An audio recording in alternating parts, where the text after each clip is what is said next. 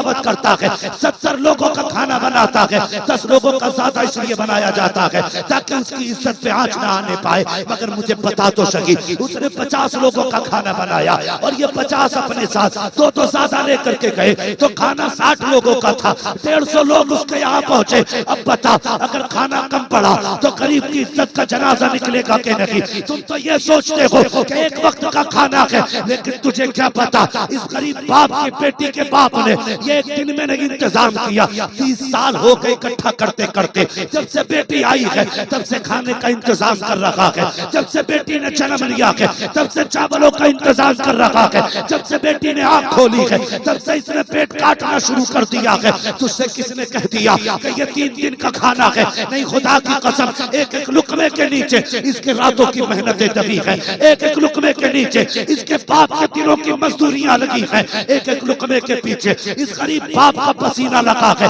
तुझसे किसने कह दिया ये एक आदमी का खाना है? नहीं, ये किसी की जिंदगी की मेहनत है, किसी की इज्जतों का सवाल है। दावत एक की हो 3 न जाया करो, बल्कि मैं तो यहाँ तक कहता हूँ अगर दावत एक की है, तेरी खुराक 2 रोटियों की है, एक रोटी अपने घर खा के जा, एक रोटी गरीब के दस्तरखान पे खा ले। तेरे हिस्से की बची रोटी से अगर गरीब की इज्जत रह गई, अल्लाह क़यामत में तेरी इज्जत की हिफाजत करके देगा। नारे तकबीर, नारे रिसालत, मसलके आला हज़रत, फैज़ाने हुज़ूर मुजाहिदे मिल्लत, अताए हुज़ूर ताजुश शरिया, ख्वाजा गरीब नवाज कमेटी, मुसलमाना ने नया शाहीदानों की 2 रोटियों की खुराक एक खा के चला जा, ताकि तेरे बची एक रोटी से गरीब की इज्जत रह जाए।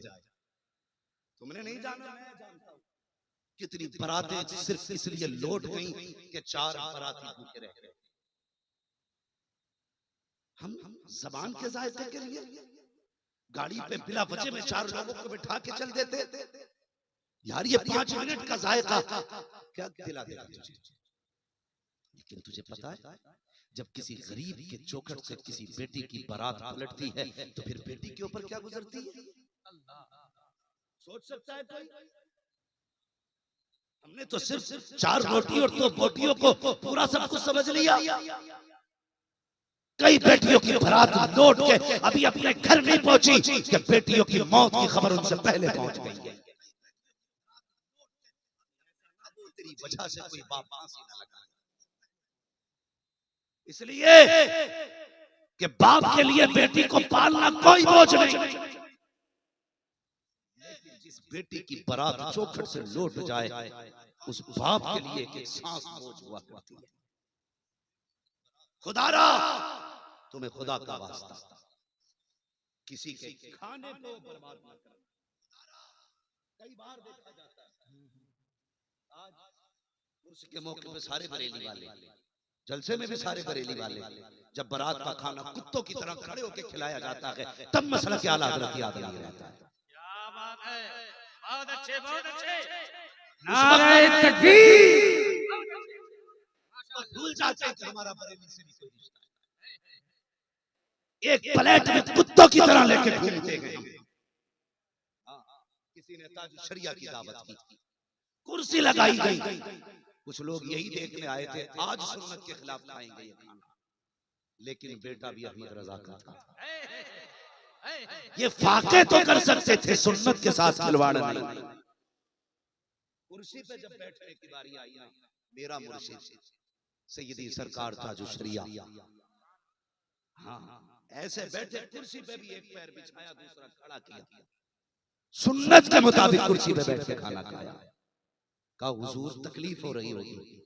कहने लगे इससे ज्यादा तकलीफ तो तब होती है जब कोई हुजूर की सुन्नत के खिलाफ खाना खाता है।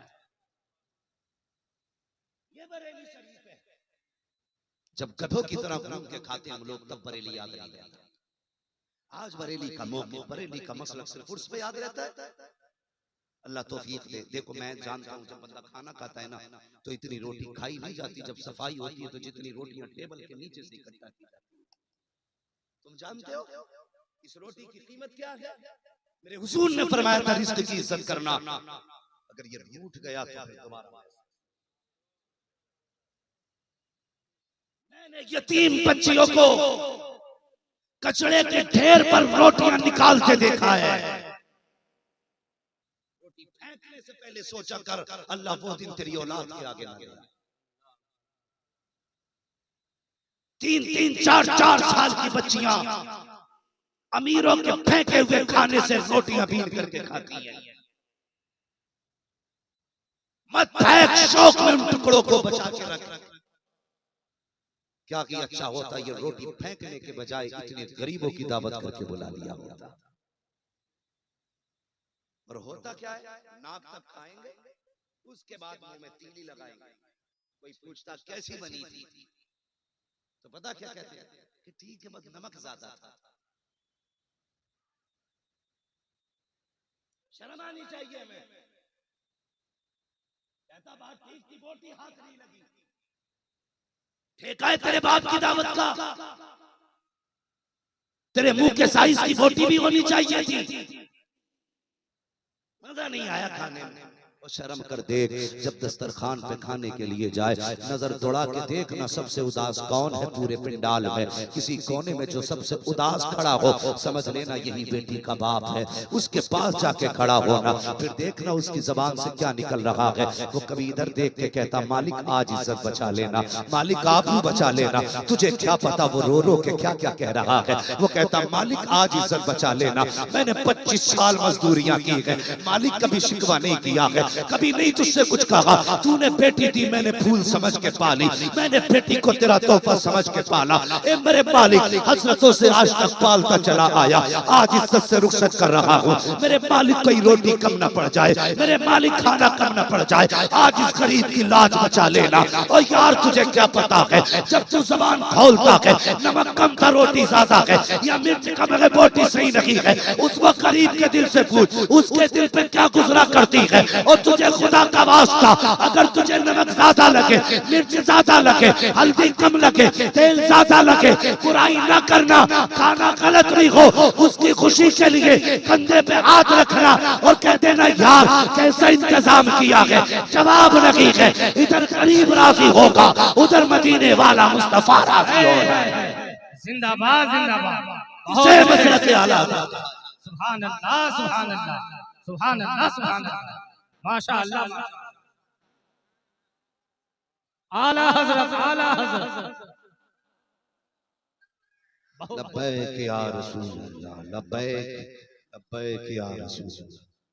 वजह है सारे लोगों की, ये मसला के हालात है, ये मसला के हालात है। का यार इजाजत हो तो शोरबा पी लूं, तड़प गया हुजूर पूरा दस्तरखान आपके लिए है। ये जो अंजुमन सजी है ये तेरे कदमों की बरकत है। पूछने की जरूरत क्या, हालात का तकवा देखो, तकवा देखो। उनका कहने लगे यार आम तौर पे शोरबा रोटी से खाने के लिए बना,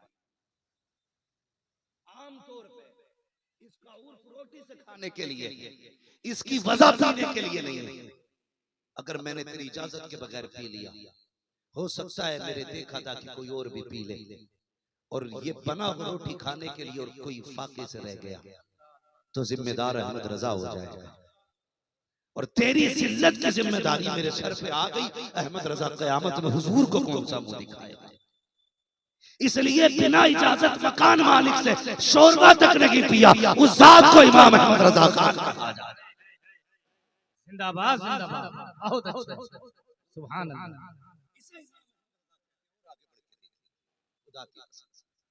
लोग 4 किताबें पढ़ के, मैं जरा सी शोहरत क्या हो गई, मुझे इज्जत की बड़ी फिक्र रहती है, मगर कुर्बान जाओ इमाम अहमद रजा के, वो अपनी इज्जत अपनी जान से ज्यादा बढ़ के मुस्तफा से प्यार करते थे, मुस्तफा से प्यार करते थे। पुराने शहर के लोगों ने आला की दावत की, बहुत अच्छा बहुत अच्छा। अगर कहें तो बात खत्म कर ली जाए, जरा सारे कहते हैं या रसूल अल्लाह, और जोर से कहते हैं या रसूल अल्लाह। हाँ मौलाना मजहर साहब अल्लाह सलाम कमेटी, खुदा की कसम ये देखो रिश्ता देखो, कमेटी का नाम गरीब नवाज कमेटी है और जलसा आला हजरत के नाम का हुआ है। लोग तोड़ने की कोशिश कर रहे हैं, कमेटी और जलसा दोनों बता रहे हैं न कल आला हजरत गरीब नवाज से जुदा थे, ना आज गरीब नवाज से जुदा। क्या बात है, रहेगा, यूं ही उनका चर्चा रहेगा, बड़े खाक हो जाए जल जाने वाले। बेशक। ये शांति के लोग पालकी से लेने आते थे, पालकी से लेने के लिए आते थे। आला हज़रत को लेने के लिए पालकी आ गया। आला हज़रत बैठ गए, चलने लगे। कुछ रास्ता तय किया था, फरमाने लगे जरा पालकी नीचे रखो। पालकी समझते हैं ना, टोली का नीचे रखो, रख दी। आप कहने लगे तुम में आले रसूल कौन है? अल्लाह अल्लाह अल्लाह अल्लाह। आपको कैसे पता? कहने लगे मुझे हुजूर की औलाद की खुशबू आ रही है। जिंदाबाद जिंदाबाद, सुभान अल्लाह। को खुशबू से पहचानता था।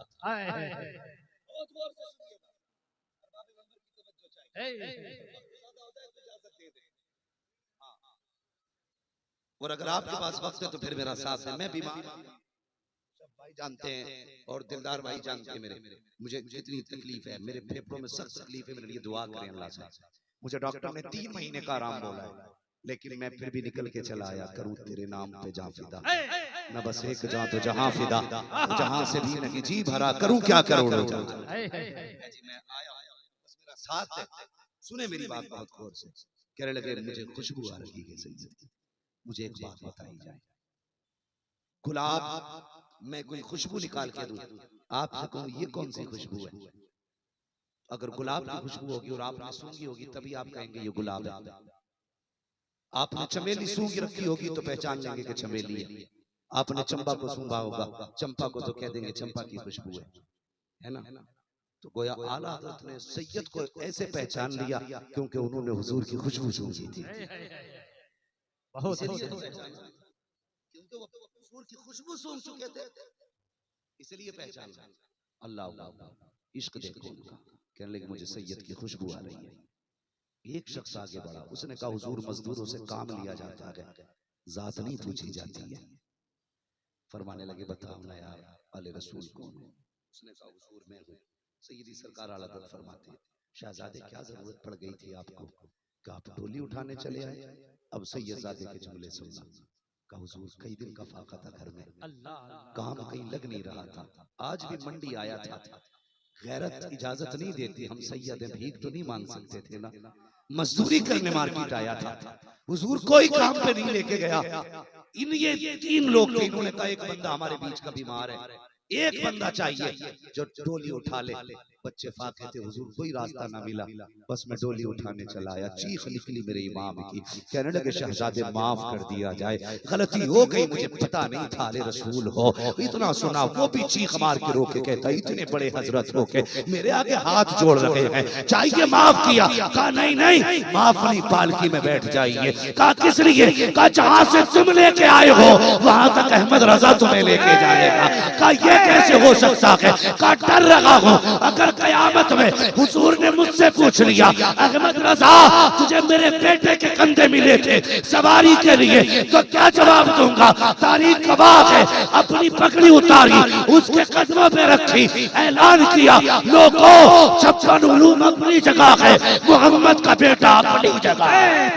नारे तकबीर, नारे रिसालत, फैज़ाने आला हज़रत हुजूर मुजाहिदे मिल्लत ख्वाजा गरीब नवाज कमेटी। नारे तकबीर। आला हज़रत कहते हैं ये ज़ात आला हज़रत। बहुत ऊंची टोपी मैंने लगा ली तो मैं चाहता हूँ सैयद मेरी जूतियां उठाए, सैयद मेरे पैर दबाए। आला हज़रत कहते हैं 56 उलूम अपनी जगह, हुजूर की नस्ल अपनी जगह, हुजूर की नस्ल अपनी जगह है। पगड़ी उतार के रखी थी पैरों में। बैठ जा शहजादे, बैठ जा शहजादे। वो जानते थे तेरी नस्ल पाक में है बच्चा बच्चा नूर का, तू है ऐने नूर तेरा सब घराना नूर।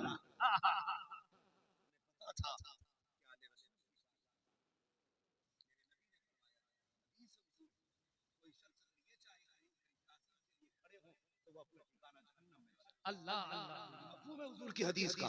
लेकिन आला हज़रत फरमाते हैं लोगों अगर तुम्हें मेरे खानदान का भी कोई बच्चा नजर आ जाए ना तो उसके इस्तकबाल के लिए खड़े हो जाया कर। खानदान के लिए ये हुक्म मुस्तफा का है। फिर औलाद से मेरे हुजूर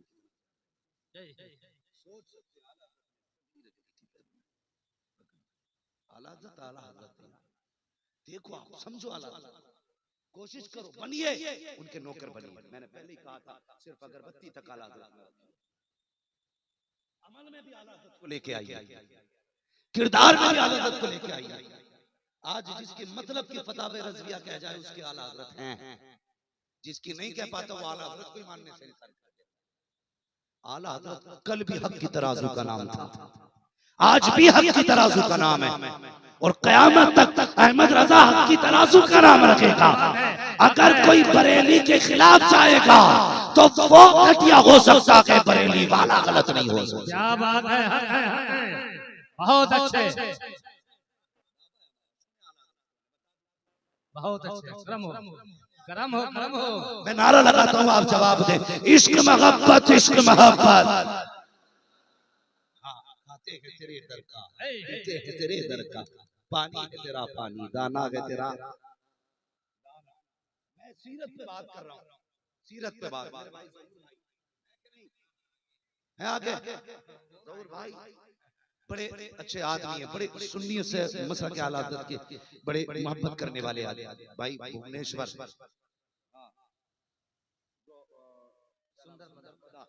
मोहल्ले का नाम, वहां से आए हैं दिलदार भाई हमारे माशाल्लाह भुवनेश्वर से। ये मुझसे कहने लगे जरा सीरत पे बात करना। मैंने कहा इंशाअल्लाह आज ऐसा मसला की हालत बयान करूंगा कि ज़हूर भाई आप भी याद करोगे। लोग आला हज़रत का तारुफ कराने ही नहीं जानते, आला हज़रत का नाम लेके मिंबर पे गालियां बकते। मैं कहता हूं बताइए आला हज़रत हैं कौन? खुद बखुद दुनिया चल के बरेली आ जाए। समझाना जरूरी, आला हज़रत कौन है, समझे आला हज़रत को। चलूं आगे, सुने देखिए आला हज़रत। मैं आपको बताता हूं आला हज़रत की वो जात है जो अगरबत्तियों से मालदार नहीं हुई, आला हज़रत के बाप की जायदाद आपने नहीं देखा होगा, रामपुर से लेके बदायूं तक तकरीबन 150 किलोमीटर की दूरी है। ये रकबा इमाम अहमद रजा के वालिद की मिल्कियत में आया करता था।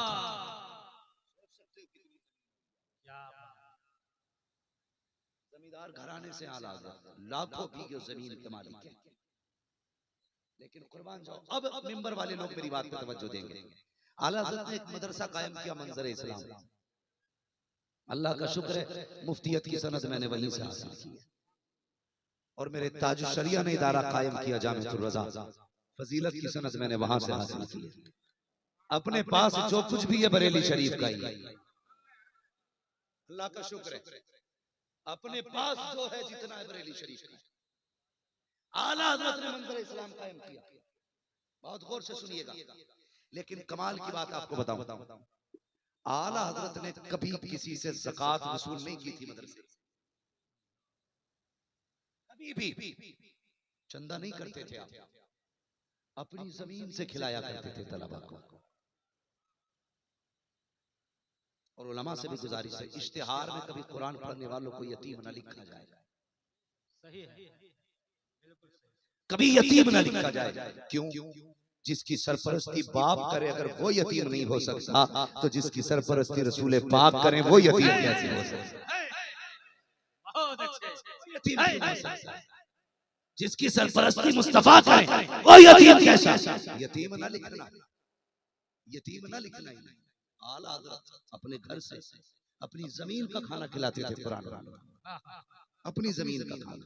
किसी ने कहा इतना बड़ा मदरसा चलाते हो और सारा खर्च अपने घर से उठाते हो, एक काम करो ना, वो फला सेठ है ना, वो नवाब साहब, उनकी शान में जरा कुछ लिख दो। आज तो जरा सा लकटकिया हो जा मुरीद, पीर एड्रेस पूछ पूछ के पहुंच जाते हैं। क्या बात है, वाह। एड्रेस पूछ पूछ के जा रहे हैं, फला सेठ का घर किधर है, अगली गली में। आप फिर नहीं मिला, पीर ने फिर ठोकर खाई, मिला नहीं, वो कहाँ मिले थे, उससे अगली गली में। जो तेरे दर से यार फिरते हैं, दर बदर यूं ही खार फिरते हैं। बहुत अच्छे। नवाब का जनाब मुलाकात का शरफ हासिल करना चाहता, या तो बुला लीजिए या वक्त मिले तो आ जाइए। आला हज़रत ने जवाब लिखते हैं, आला हज़रत कहते हैं देखिए मैं बुला तो इसलिए नहीं सकता कि आपके बैठने के लायक मेरे घर में कोई फर्श ही नहीं है। अल्लाह, आप ठहरे नवाब साहब, मैं एक फकीर आदमी, क्या बात है। मैं चटाई पे बैठने वाला, अगर आपको बुलाऊंगा तो बैठाऊंगा कहां? और रह गई मेरे आने की बात, कहने लगे मुझे बादशाहों और नवाबों से मिलने का अदब नहीं आता है, इसलिए मैं आ नहीं सकता। क्या बात है। बुला इसलिए नहीं सकता कि मेरे घर में आपके लिए जगह नहीं है, आ इसलिए नहीं सकता कि मुझे नवाबों से मिलने का तरीका नहीं आता। ऐसा कीजिए, आप अपना काम कीजिए, अहमद रजा को अपना काम करने दीजिए।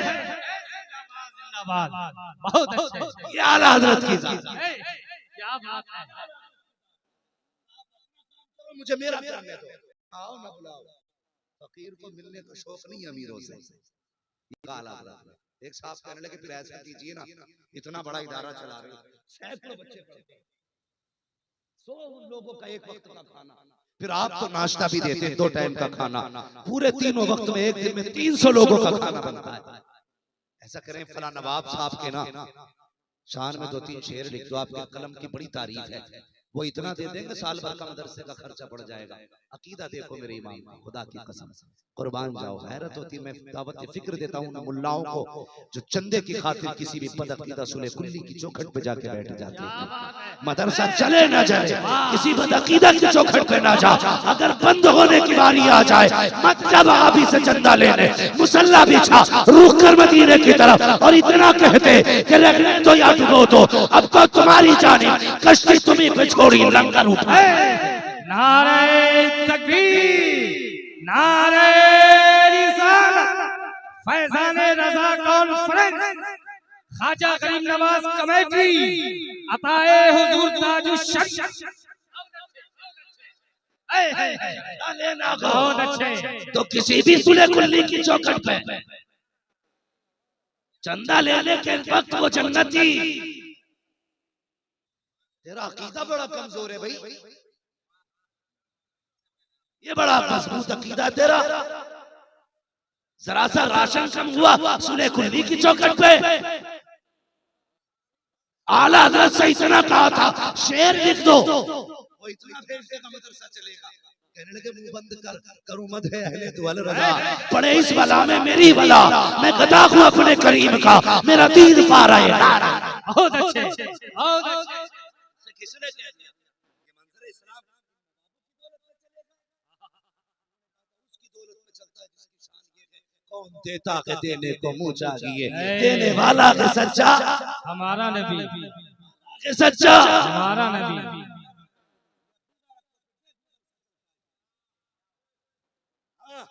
फिर देख बच्चे पढ़ते थे इमाम अहमद रजा का अकीदा हुजूर से, जब भी भीख मांगी मुस्तफा से मांगी, जब भी भीख मांगी लोग पीछे पड़े रहते थे। खुदा की कसम लोग ना आज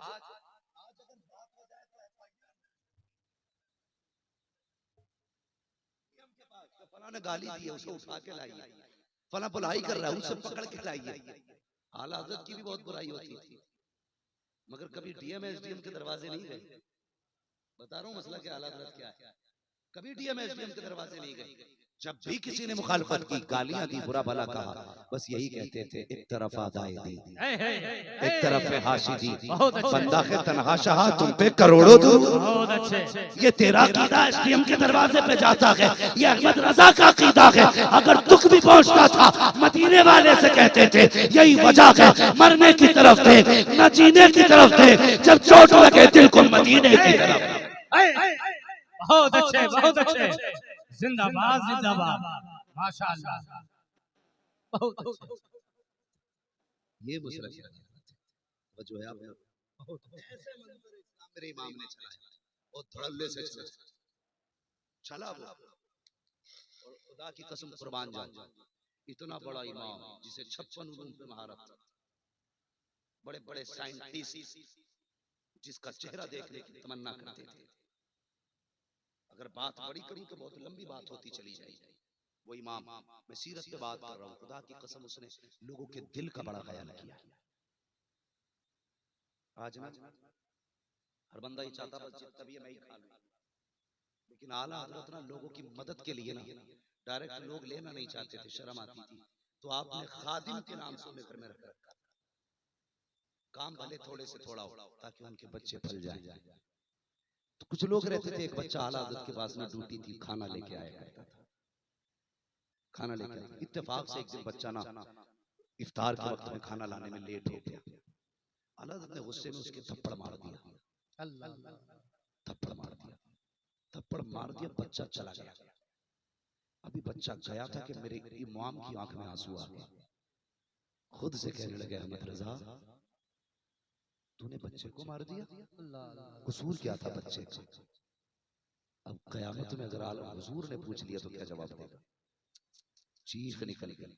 सामने कौन बैठा? जमील कादरी बैठे, अल्लामा ज़फरुद्दीन बिहारी बैठे हुए, हाँ अल्लामा सदरुल शरिया बैठे। आपने फरमाया जरा तलाश करो बच्चों को फटाफट। पूरी रात हो गई ढूंढते ढूंढते, बच्चा नहीं मिला। वो जाके कहीं पे सो गया, बच्चा तो सो गया, मेरा इमाम पूरी रात रोता रहा था, पूरी रात मेरा इमाम रोता रहा। फिर जब सहरी का वक्त आया, बच्चा वही खाना लेके आया। जैसी बच्चा खाना लेके आया, मेरे इमाम ने अपने घुटने जमीन पे रख दिए, हाथ जोड़ लिए, बेटे मैंने तुझे मार दिया था, माफ कर दे। इतना सुनना था, चीख निकली बच्चे की, हुजूर कैसी बात कर रहे हैं? कहा नहीं बेटे माफ कर दे, मैंने तुझे बिना खता मारा था। कहा नहीं हजरत खता मेरी थी, मैं खाना घर से लेके टाइम से आ गया था, बच्चे खेल रहे थे, मैं उन्हें देखने लग गया था, हुजूर मेरी गलती थी। कहा नहीं बेटे माफ कर दे। बच्चा परेशान है, हुजूर कैसी बात कर रहे हो? कहाँ इश्क का इमाम, कहाँ ये बच्चा? कहते आप माफी मांग रहे, मेरे इमाम घुटनों के बल जमीन पे हैं, हाथ जोड़े चले जा रहे हैं। अल्लाह अकबर, इश्क के इमाम का आलम देखो, रोते जा रहे हैं। बेटे जब तक माफ नहीं करोगे मैं तुम्हें छोड़ूंगा नहीं। बच्चे ने परेशान होकर कहा जाइए हजरत, मैंने रब की रजा के लिए माफ कर दिया है। उसके बाद आला हजरत कहते हैं हाँ यार याद आया, तू नाबालिग है, माफ करने का भी तुझे हक नहीं है। ऐसा कर, जितनी जोर से मैंने तेरे थप्पड़ मारा था उतनी जोर से मेरे थप्पड़ मार ले। और यार लाओ तो सही, कैसा कोई इश्क का इमाम हो। जब इमाम ने इतना कहा था, मुझे गुंबद खजरा वाले की बात याद आ गई। एक दिन वो था, मस्जिद नबी के आगे मिंबर लगा था, मेरा नबी कह रहा था ओ लोगों अगर तकलीफ पहुंची हो तो बदला ले लेना, अगर कोड़ा लगा हो तो मार लो। उस वक्त में हजरत उकाशा ने खड़े होकर कहा था महबूब मेरे कोड़ा लगा है। मुस्तफा ने कहा था शौक से बदला ले ले। उकाशा ने क्या कहा था? महबूब मेरे कोड़ा लगा था, मुझे वही कोड़ा चाहिए जिससे आपने मुझे मारा था। कहा था बिलाल का जी आमिना के लाल का जाइए मेरी फातिमा के दरवाजे पे चले जाइए, उससे कहना वो कोड़ा दे दो जो तुम्हारे घर रखा हुआ है। अल्लाह अकबर, बिलाल आए हैं, दरवाजा बजा के बिलाल कहते हैं सैयदा फातिमा, नाना ने मुस्तफा ने कोड़ा मंगाया है। हजरत फातिमा ने कहा था ए बिलाल क्या करोगे कोड़े का, क्या जरूरत आ गई? मेरे बाबा की तो तबीयत खराब है। का आका ने ऐलान किया है जिसे बदला लेना है ले ले। एक सहाबी ने कहा था इस कोड़े से उसकी कमर पे चोट लगी है, वो बदला लेना चाहता है। वो यार बेटी बेटी हुआ करती है, खातूने जन्नत ने इतना सुना है, चीख निकल जाती है। का बिलाल मेरे बाप का बुखार बड़ी तेज है। हाँ हाँ बुखार तेज है, मेरे बाप चल नहीं पा रहे हैं। हाँ फातिमा यही हालत है। का फिर कोड़े क्यों मंगाए जा रहे हैं? का उकाशा नबी के कोड़ा मार के बदला लेगा। चीख निकली है, शहजादों को उठाया, सीने से लगाया। का ओ हसनैन मेरी बात सुनो बेटे, आज तक दूध पिलाया है, फातिमा ने बदला नहीं मांगा है, आज दिन आ गया है बदले का। शहजादे उठ जाते हैं, माँ के दामन से लिपटे। का बेटे मांगो, का मांगो तो सही, ए माँ कर जान मांगो कि हंसते हंसते दे देंगे। का सुना है कोई सहाबी तुम्हारे नाना से कोड़े का बदला लेना चाहता है। देखो पता है ना मेरे बाप की तबीयत कितनी खराब है, उनका बदन कांप रहा है, बुखार की शिद्दत है। अभी सुबह मिलके आई थी, मेरे बाप को होश ना था, सुना के कोई कोड़े मारेगा। चाहो बेटे अगर एक कोड़े के बदले में कोई 100 कोड़े भी मारे, अपनी कमर आगे कर देना, मेरे बाप के कोड़ा ना लगने देना। शहजादों ने इतना सुना, हजरत बिलाल की उंगली चौक में पहुंचे जहां नबी फैसला कर रहे हैं। जाके कहा था कहते हैं बिलाल जरा उसका पता तो बताओ जो हमारे नाना के कोड़ा मारना चाहता है। अल्लाह अकबर। उकाशा की तरफ इशारा किया। तारीख गवाह है जब कोड़ा हाथ में आया है हजरत अबू बकर सिद्दीक की चीख निकली है। उकाशा ने कहा था महबूब कुर्ता उतारिए। जब मेरे कोड़ा